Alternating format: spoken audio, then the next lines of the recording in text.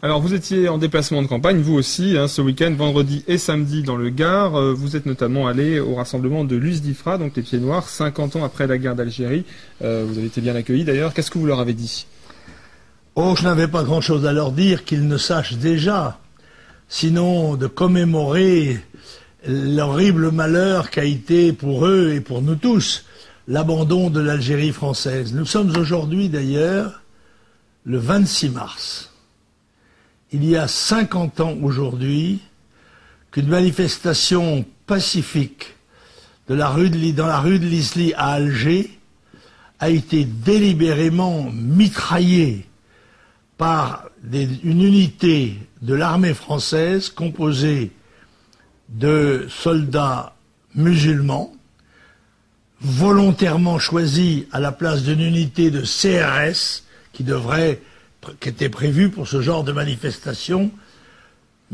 Cette foule a été mitraillée pendant plusieurs minutes au fusil mitrailleur, 46 morts, plus de 100 blessés.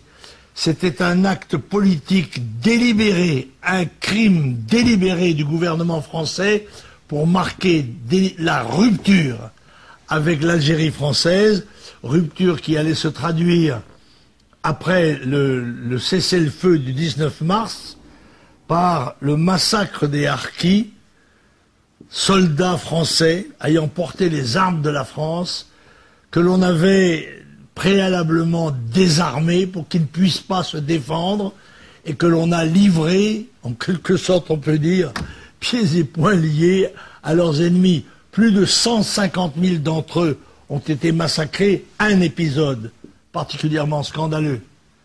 Une unité du régiment de Bijar, le commando Georges, ce qui était composé d'anciens félagas, était déjà sur les bateaux.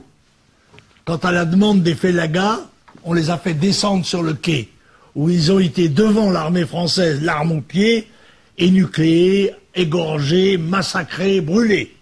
Ça, c'est la vérité. Puis, à Oran, 3000 Pieds Noirs ont été enlevés par les félagas, sans que l'armée ne bouge le petit doigt.